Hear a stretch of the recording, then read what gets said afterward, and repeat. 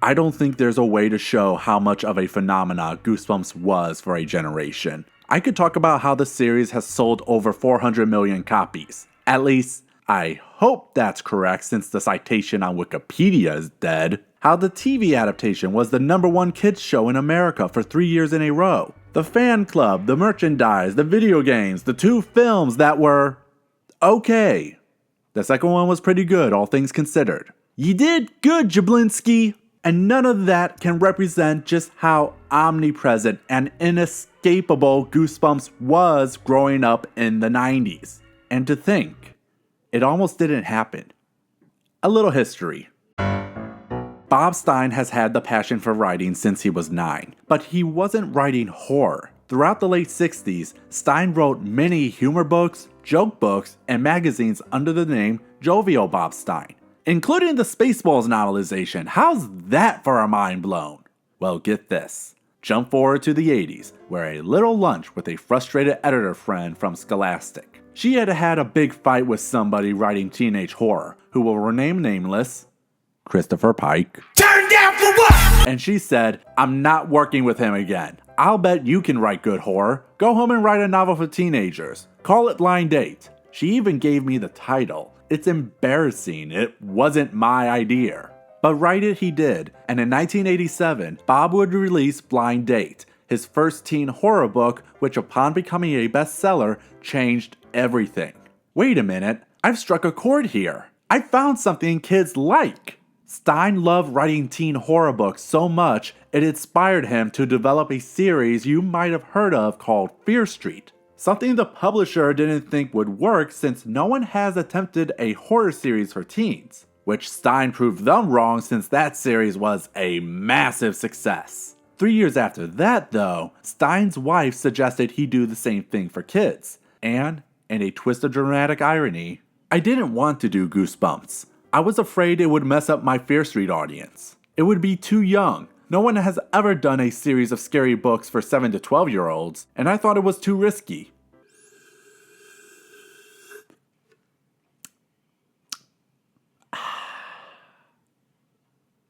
No comment. Finally I said, well, okay, maybe we could try a few of them. The books sort of sat there for 6 months, and I figured, well, that didn't work. And then they just took off, just word of mouth from kids. We had no advertising, no hype of any kind. There was no internet stuff, no website. It was a secret kids network of kids telling kids all over the world. And before long, we were selling 4 million copies a month. Goosebumps was an accident. That was at the right place, at the right time, for the right audience. Where at its height, Stein would release a new Goosebumps monthly on top of his Fear Street and standalone works. The man wrote a lot. It's actually hard to know how many books he actually wrote. There are just that many. He wrote a book about the Beast roller coaster? How have I not known about this? Which, to steal from Movies with Mikey's But Did You Know? Stein wrote all his books just using the index finger on his left hand. The man never learned to type.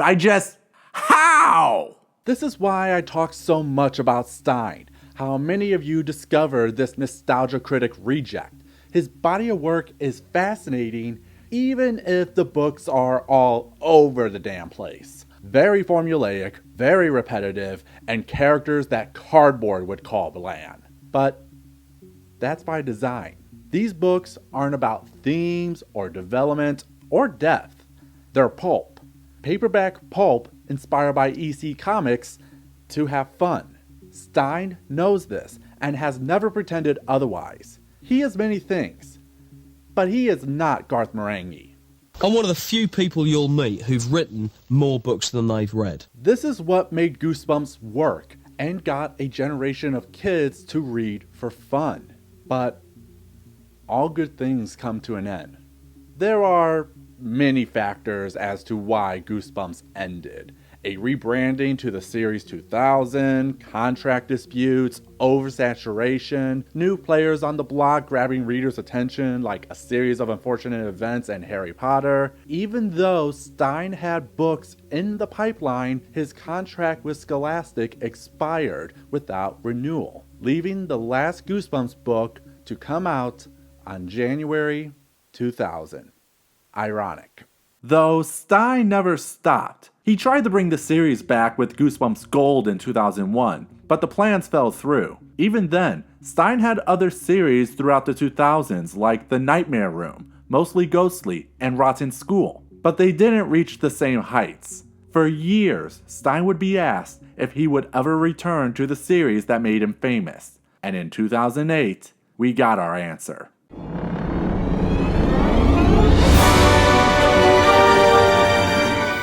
Goosebumps Horrorland is a 2008 series with a twist. Instead of being standalone, these would be serialized to create, as Scholastic described, as an immersive storytelling experience. Pitched as a 12-book series, the Horrorland books would be structured like this. A flyer promoting a part of the famous Goosebumps park, Horrorland, only to find the same flyer crumpled up with the words, "Escape Horrorland," followed by your classic Goosebumps story. Then we get to the Enter Horrorland segment, where we see the characters you just read get invited to Horrorland, only to find something sinister is going on. Then there is the Fear File, basically an ad to lead readers to escapehorrorland.com, which, if you try now, finally ending with a piece of the Horrorland map that you can connect with the other books.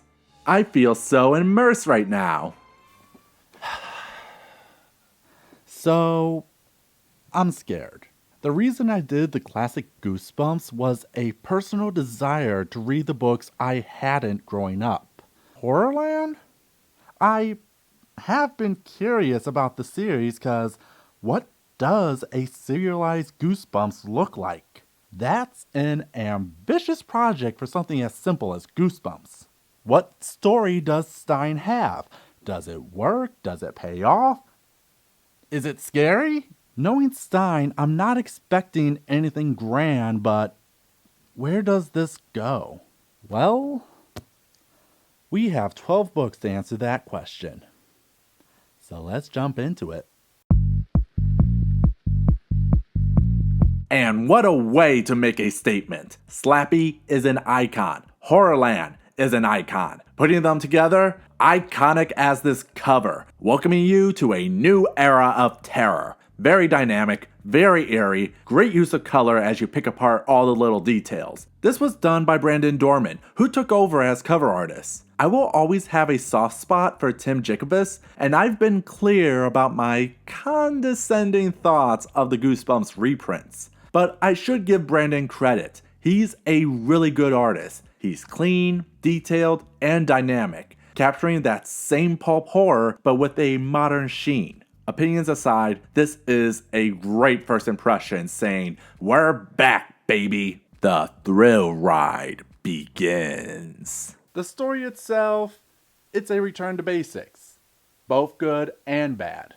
We follow Brittany, who's not happy her bratty prankster cousin Ethan is staying over for an undisclosed amount of time. Do they know he kicks people when the grown-ups aren't looking? Do they know how he kept trying to trip you and make you fall down the stairs? Did you tell them he tricked you into eating a sandwich that had dead bugs in it? He's totally bratty, but they don't believe me, I said. This time though, Ethan brought a buddy with him. A ventriloquist doll he's named Mr. Bad Boy. I'm a bad boy. You're Slappy, aren't you? Duh. You know the rest from there. Strange things start to happen. Ethan says it's Mr. Bad Boy. Brittany doesn't believe him, but then the ugly doll turned its stare on me and uttered in a hoarse whisper, "I don't like you, Brittany." A classic return to the Goosebumps formula with all the spooky moments, fake scares, and standard dread you would expect.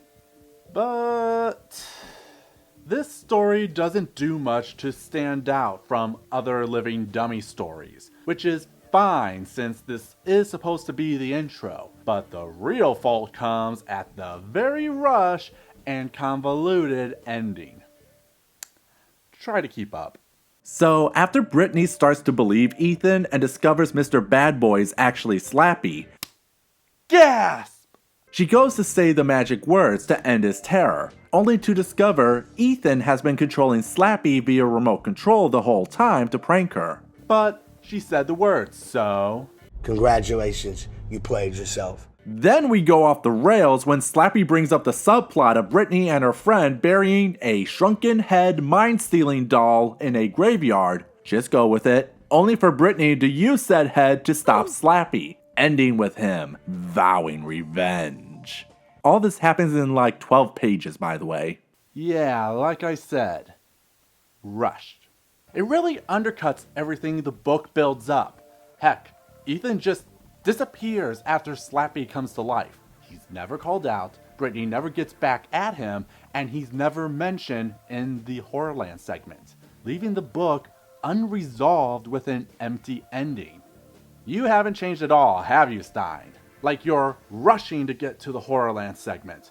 Speaking of which, it's a basic introduction. Brittany gets invited, we see some of the park, and we get our first cliffhanger when she discovers a picture of Slappy on her dad's camera. That's basically it. There's not too much meat here since it's only setting up the overarching story. Though the fact some of the Horrorland horrors, the park attendants, are against whatever is planned for Brittany is interesting.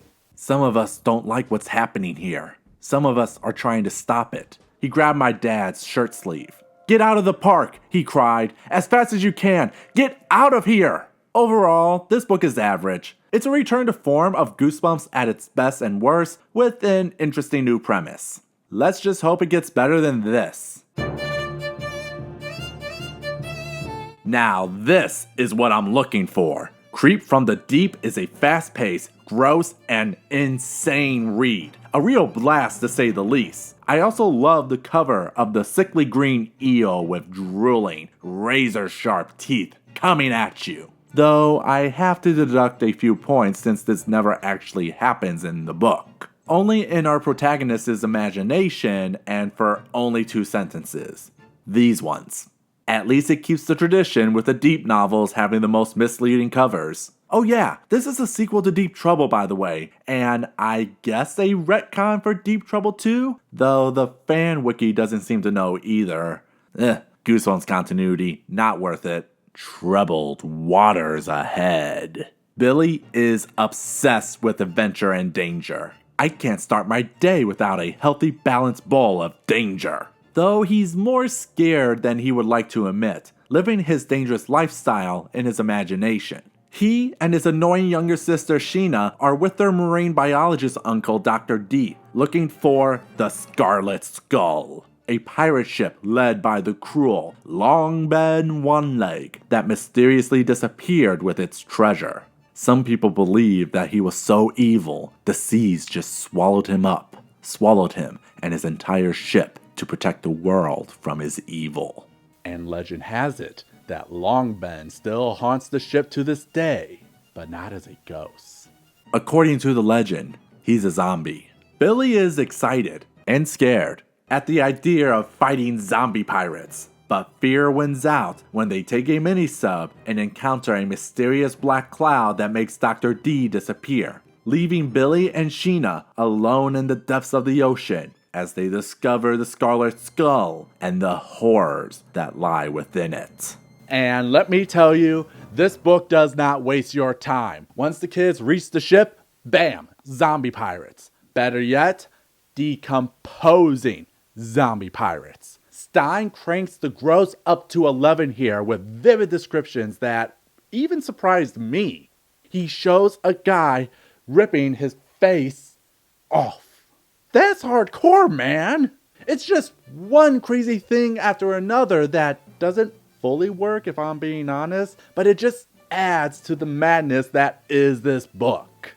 The Horrorland segment is even better as Billy and Sheena meet up with Brittany and explore more of the park. We get some stakes when Brittany disappears and the introduction of a new boy named Matt who carries a mysterious key card that seems to hack the park, leading to a good cliffhanger as the wheels start rolling. Creep from the Deep is a silly, fun adventure book with great gross-out horror and fast-paced action. It reads like a pulpy Pirates of the Caribbean, and what else can you want? Let's hope the same can be said about Nothing could tear me away from my Count Chocula cereal. And a return to another Goosebumps classic, and probably the best Monster Blood book since the original. I'm mixed about the cover though. On one hand, I love seeing the Monster Blood swallow a whole child. It's a chilling image. But on the other, that face. I don't get why Brandon keeps giving Monster Blood a face. It's supposed to be an amorphous blob. That's what makes it scary. You add a face to it,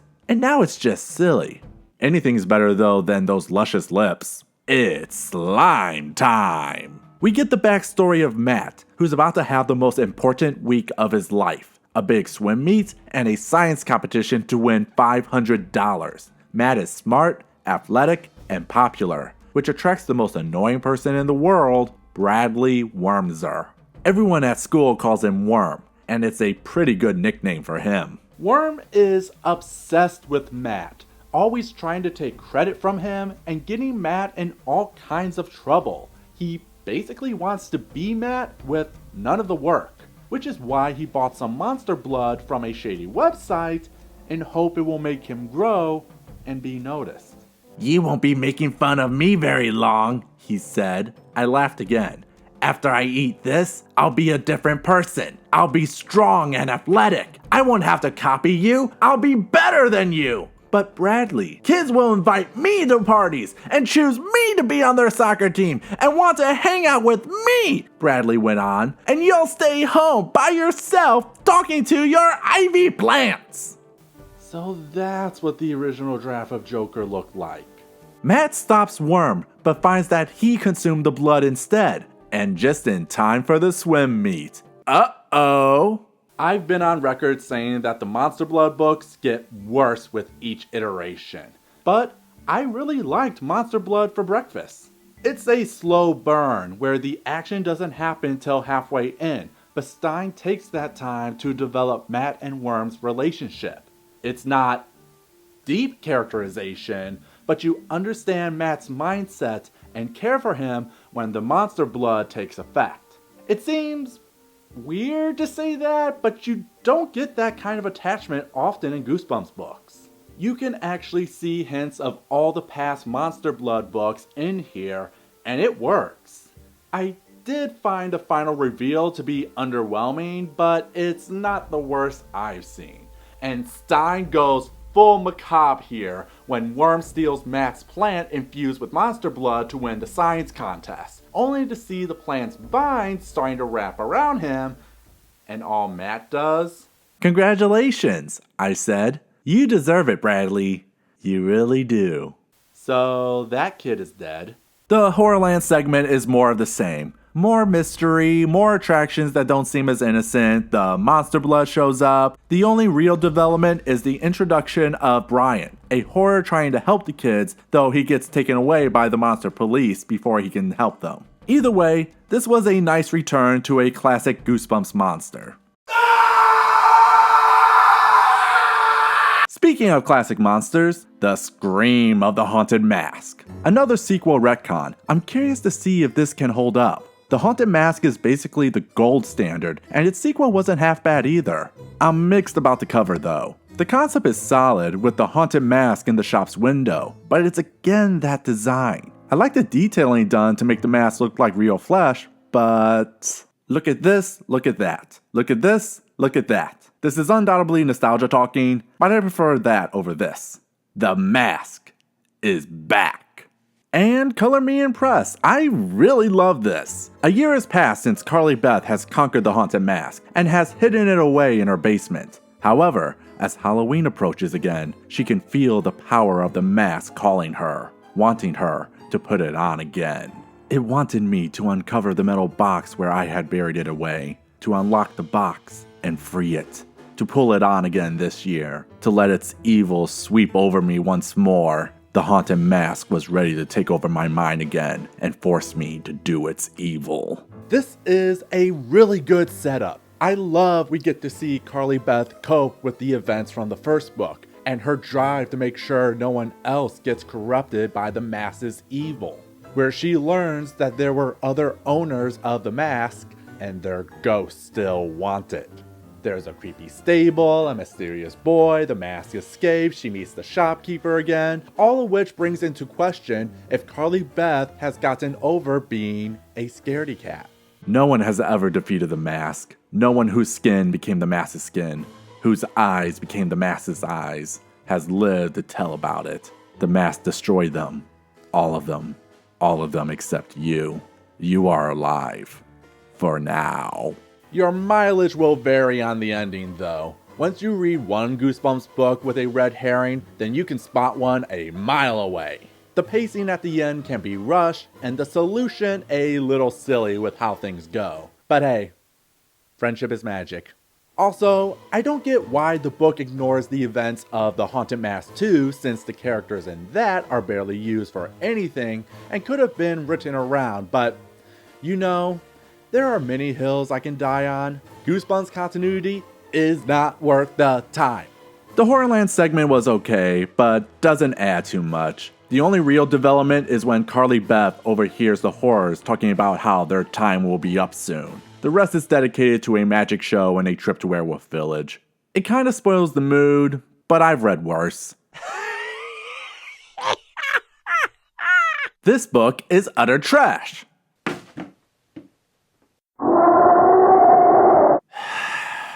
Damn it. Okay, Dr. Maniac vs. Robbie Schwartz. One of the most tedious books I've had the displeasure of reading. Sad, cause this has a nice cover with the grinning villain Dr. Maniac coming out of the computer screen. Take notes, kids. This is you before 4chan, this is you after 4chan. Any questions? Digital danger! Lies! So we follow this kid named Robbie who loves to make comics on a camping trip when he finds one of his creations, the supervillain Dr. Maniac, has come to life. Only to reveal that was all a comic as Robbie goes on the real camping trip, only to find himself facing Dr. Maniac like in the comic, only to reveal all that was also a comic Robbie was showing to his friends when Dr. Maniac kidnaps them, and 3 guesses what the big twist is. Yeah, when you know all this isn't really happening, you're just disengaged with the whole thing. Dr. Maniac isn't even in the book that much. We spend more time with another of Robbie's creations, the Purple Rage, who talks like a Frank Miller character. A bad one. Know what peddles my pancakes? Do you know what really snaps my shorts? Know what really tweaks my tutu? Know what crunches my credenza? What the f*** is a credenza? Screw it, I'm not giving this boring, idiotic book any more attention than it deserves. I'm going to interrupt all TV channels and websites in the city! Wow. This is awful. The only saving grace is the Horrorland segment. We get a pretty great scene with Robbie in an arcade and learn about another mysterious park called Panic Park, the only way they can escape Horrorland. Why? Who knows? Maybe none of this matters and it turns out all to be another Robbie comic. Stein, I swear to God!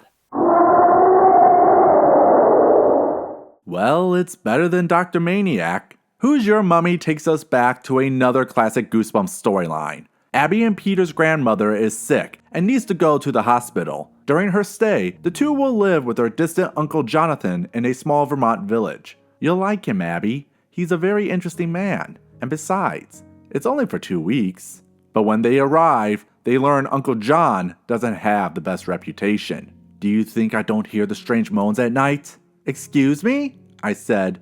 Moans? She frowned. Think I don't know that something horrible goes on in that man's house? Was she serious? More serious than they will realize, as Uncle John is obsessed with ancient Egypt. His housekeeper, Sonia, is fixated on Abby's hair. Such beautiful hair, Sonia whispered. By my soul, it will not go to waste. Excuse me? I said. What did you say? And at night, Abby starts to hear strange moans inside the house saying, I want to die. I want to die. I want to die. Honey, mood. So yeah, it's another kids visit a strange relative story, which means you can guess what the twist is when Abby finds a mysterious man trying to get into the house. I'm in love with this mummy's design, from its bony hunchback to its glowing red eye and decomposing bandages. Great cover, even if it doesn't happen in the book. Anybody got a bandage? Overall, this was a good read. It has some decent scares and one really gross out scene that started to make me queasy. The plot is predictable since this is a very well-worn formula at this point, but makes up for it with a great villain death scene. The only part I found weird was the very end. It felt out of place to see Abby and Peter give their grandmother the thing keeping the villain alive to save her, and was just off-putting. The Horrorland segment doesn't add much either. It's mostly a recap to get all the characters up to date on everything. The evil plan, Brian, Panic Park, the fact there are no mirrors. The only real development is the reveal that Brian was apparently the one that invited them all. So is he to be trusted? You see? Your stupid minds. Stupid! Stupid! I honestly don't know how to feel about this one. The cover is okay, I guess. The monster coming out of the egg reminds me of egg monsters from Mars, and I love the composition. Though in the book, the monsters are green, so why is this red outside of color theory? An egg-citing mystery! We follow Michael, but most people call him Monster, due to the fact he's tall for a 12-year-old and gets angry easily. I'm not angry all the time, just when someone pushes my buttons. And the latest person pushing his buttons is his teacher, Mrs. Hardesty. After getting caught pulling a prank on her, she forces him and his friends to go rummaging through the garbage on a beautiful Saturday, which only makes Michael angrier. This was totally mean and unfair. I'm going to find a way to pay her back. Knowing she's very superstitious, they plan to unleash a black cat into her house, but the kids get more than they bargained for when they discover, what could we say? That we saw Mrs. Hardesty hatching a giant egg? Which makes Michael want to know what Mrs. Hardesty really is, and I know what you're thinking. Hey David, isn't this just like the girl who cried monster or creature teacher? And I would say you are correct. If it didn't turn out all of this was all, get this, aliens. Yes, really. Turns out Mrs. Hardesty is an alien hatching alien babies to lay eggs she will feed to the town to turn people into monster aliens to conquer the world. So it's the girl who cried monster, creature teacher, and calling all creeps, but with aliens. So why am I not happy with this book? Honestly, it falls to the pacing. It starts out fine, but once the aliens show up, it goes into overdrive as one thing happens after another without much of a breather. Seriously, a lot happens that by the time we get to the ending, I just felt uneasy. See, while Michael can be a brute, he's actually pretty smart, and knowing Mrs. Hardesty is superstitious, you would think Michael would use that to defeat her and prove he's more than the monster people see him as. Instead, he just punches really good, turning all the aliens back into yolk. When I say it like that, I think I know why this disappointed me. It feels like Stein had too many ideas here, but not enough space to let it breathe with the Horrorland segment. Speaking of which, we actually get some meat this time. We learn that Panic Park mysteriously disappeared back in the 1970s, where Horrorland now stands. We see some characters start to butt heads, ending with Michael finding himself trapped in Panic Park by a mysterious horror. Okay, clearly it's Brian. At this point, you just cannot pretend it's not. It's decent, but I wish things would finally pick up instead of dragging itself out. Well, it's a Goosebumps story, alright. A picture-perfect nightmare. Who can argue with a cover like that? The details of the skeleton, the airy lighting from the giant ominous moon, the colors giving it a surreal look, and it doesn't use eyes. I think this is one of my favorites right here. Julie is a photographer obsessed with taking the big yearbook photo of the entire student body. However, her obnoxious rival David already has the job. You don't like David, do you? Hey! She tries to win it back by pitching a cool concept for the photo. We get everyone standing in the pool, and I use a wide angle and shoot down at everyone from the high board. But David, being the jerk that he is, "Why'd you cut back to me?" convinces the teacher to do a contest. Whomever can get the most photos into the yearbook within the week will take the big photo. During that time, Julie discovers an old vintage camera at a garage sale. But when she gets it, she soon discovers this camera has a dark secret. Weird, I cried. How did I mess up? The picture showed Carla's arm all by itself. Where was the rest of her body?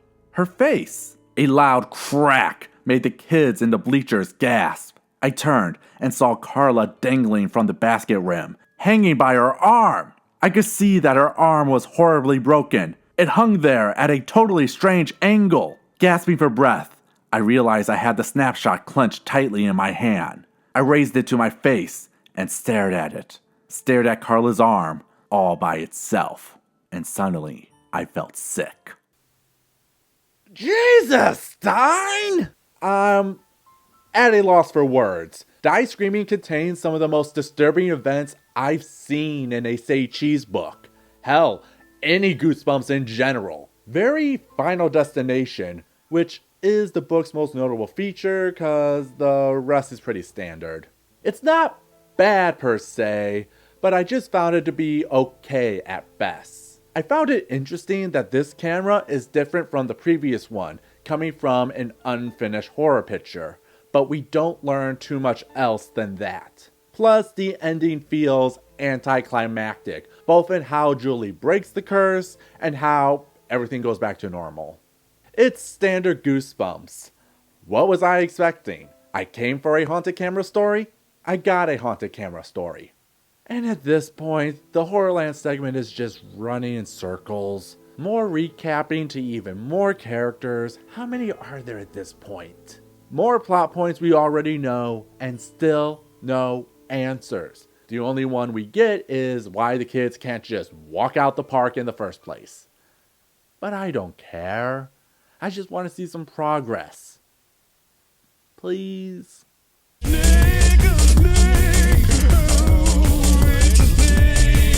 Well, I did not care for this or this cover. As someone who went through a snake phase as a kid, this cover would have caught my attention. The dynamic angles and warm colors give it a Western feel. But every time I look at it now, all I feel is meh. Crawling with trouble. It was only a matter of time before we got a creepy camp story. Boone and his sister Heather are going to Camp Hither for the summer. On the bus ride, they meet Roddy, who talks about how the camp goes by another name. Everyone who goes there calls it Camp Slither because of all the snakes. This guy told me about a giant diamondback water snake, Roddy said. The snake is giganto. Really? It's as big as 2 alligators. Its name is Serpo, and it needs to be fed. If it isn't fed, it crawls out of the lake and attacks the camp.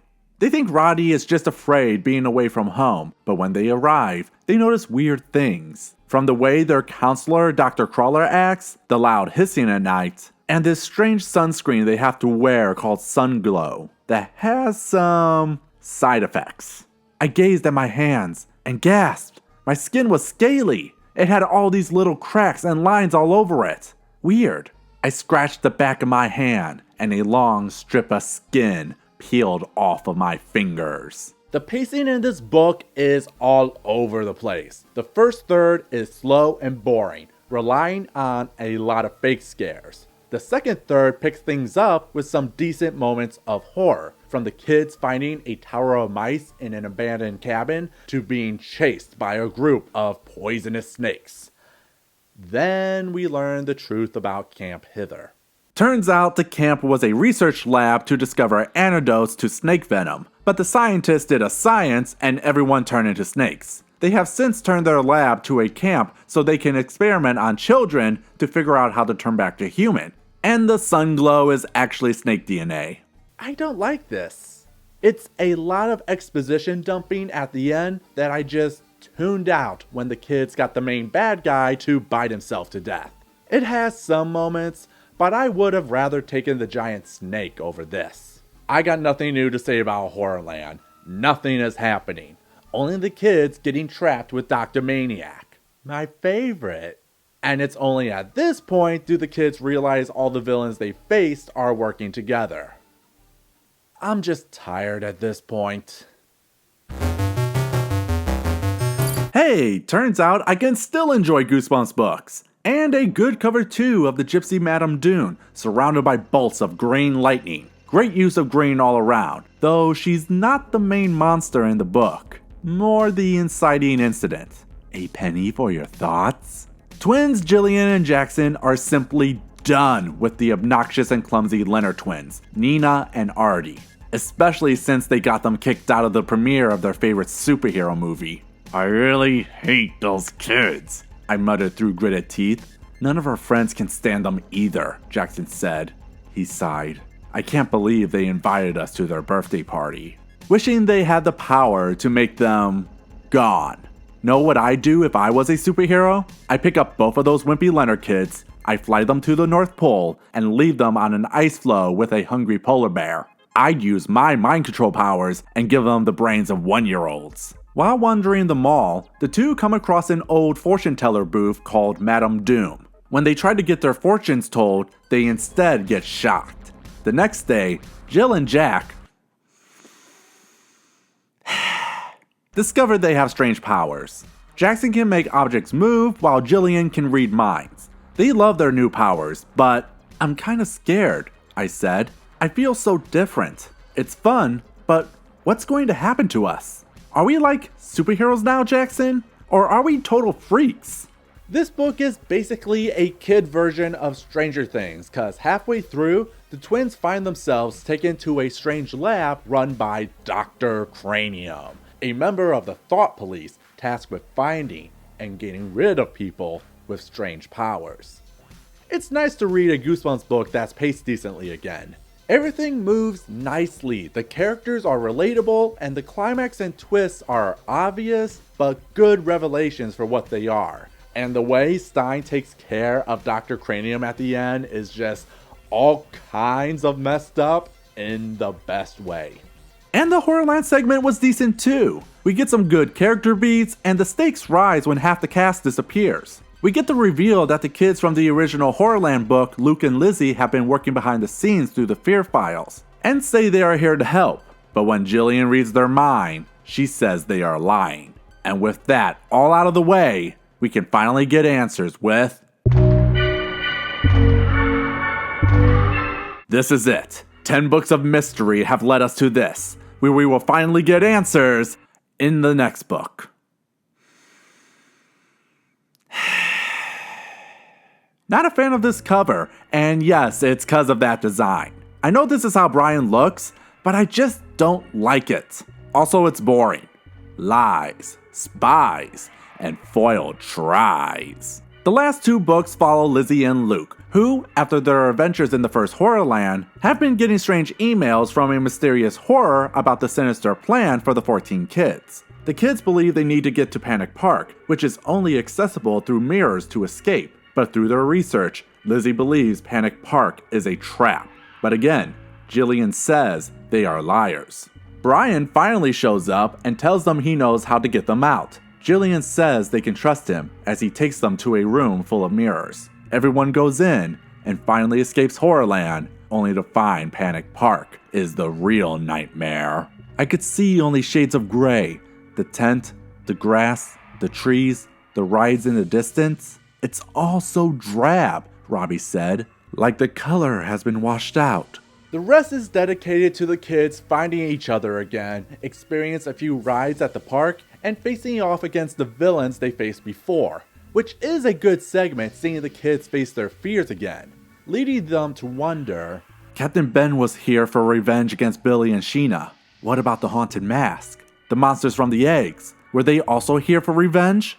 If they were, who brought them here? Who brought them all here together at the same time? Well, we at least get that answered at the end. Turns out the mastermind behind the sinister plan is some random dude named Karloff Menace. Or, as he's been mentioned through the series, the Menace, who says they will be trapped here forever. Also, it turns out Jillian has been lying. Overall, this is not bad, but I don't think this was worth the wait. It has its moments, like when the characters go through the tunnel of hate, and seeing them face the villains again was cool, but it got repetitive by the third and fourth time. Also, I'm still flabbergasted why Stein needed to have 16, yes, 16 characters, when half of them do next to nothing. And I gave Silver Eyes flack for a bloated cast. It's okay, but nothing too special is what I'm saying. But regardless, we are finally here. The big finale. What you got, Stein?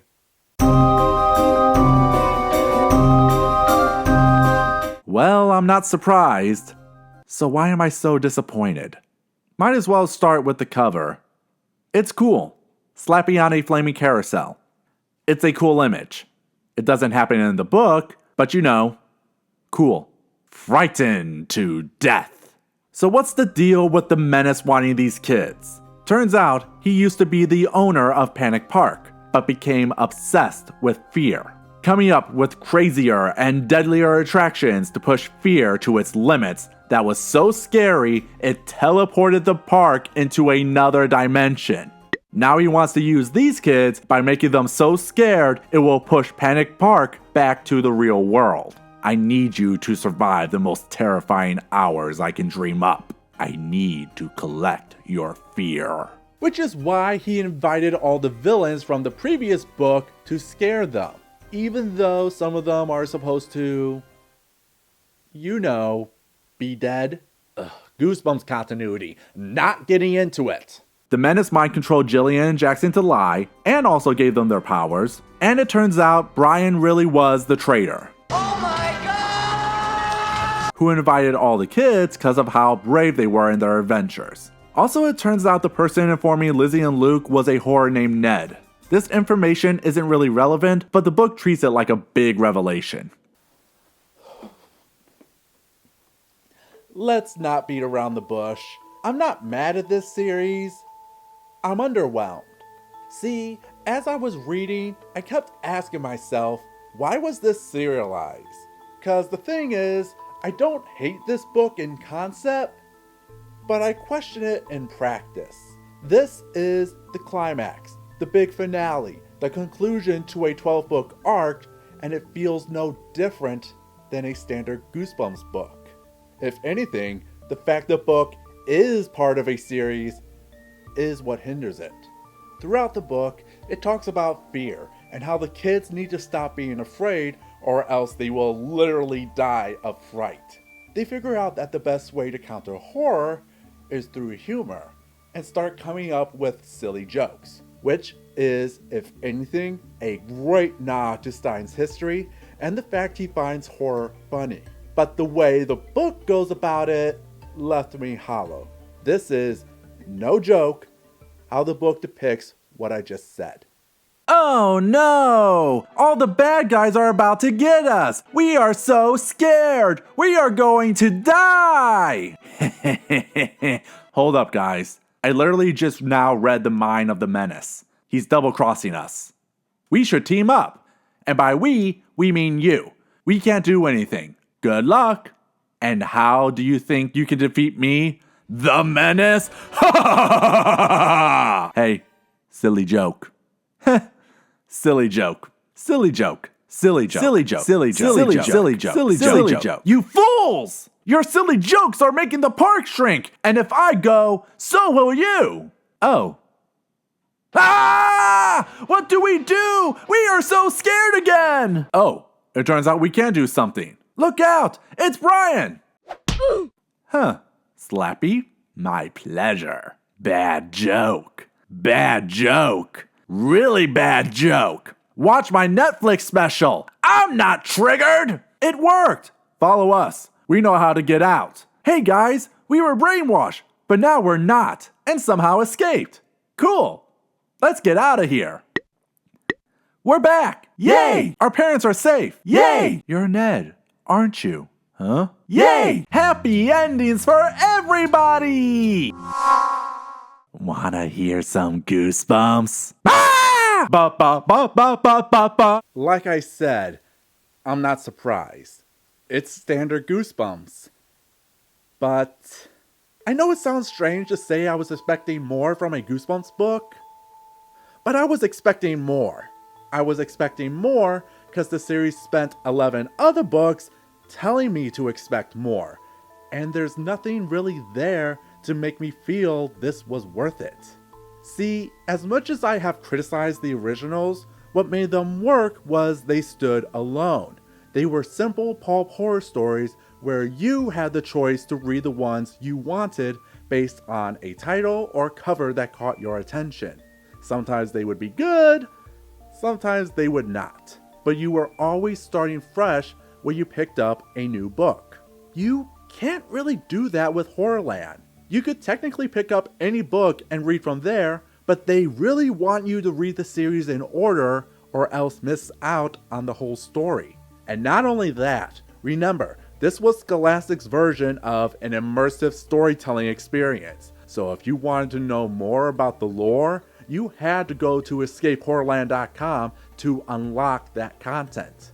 Yeah, Horrorland wasn't just a book series, it was a full-on ARG, which you can't access anymore. The only way you can is with the Welcome to Horrorland, a survival guide, which if you want the fullest experience with Horrorland, you need to read this parallel to the series. And you know what? This doesn't feel like Goosebumps to me. Do you know what this smells like to me?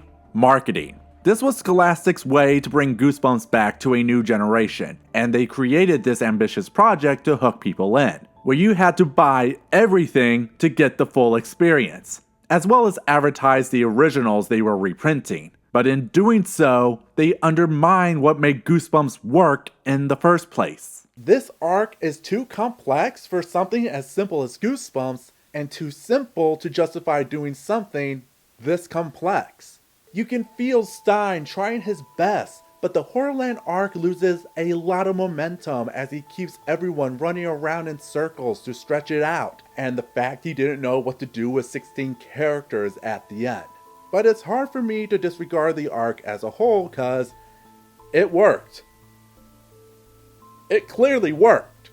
Horrorland was not only a success, but is the reason Goosebumps is still going to this day. There are now about 239 books with the Goosebumps name, so Horrorland has its place. But I don't think Stein really liked the serialized format. One, because when they expanded the series, Stein made the second arc only 7 books long, while the third, Hall of Horrors, was only 6. Till he went back to standalones again. And when asked about whether he was going to do the same thing with his revival of Fear Street in 2014, I hate that word. I hate arc. I hate connecting. That's so hard. It's too hard for me. And the thing that makes this complicated for me is I think the standalone stories are some of the better Goosebumps stories I've read. Some of these I think could hold up to any of the classics if they weren't tied to this story arc. I feel if Stein took out all the Horrorland stuff, made these a 2-parter, and the rest standalones, I would have enjoyed these stories more and say they were up there with some of the greats. But this is where we are. If you were to ask me, I would say the best Horrorland books were Creep from the Deep, Monster Blood for Breakfast, Scream of the Haunted Mask, and Help, We Have Strange Powers. While worse would be Welcome to Camp Slither, My Friends Call Me Monster, and Literal Trash. So yeah, the first arc of Horrorland was not my cup of tea. I can appreciate what they tried to do, but I don't think they really stuck the landing. If you were someone who really enjoyed them, then good for you. You were who Stein was writing for, as the originals were for me. This just wasn't for me. The map at the end was pretty cool though. Could have been worse, I guess. It could have all been a dream. Son of a bitch!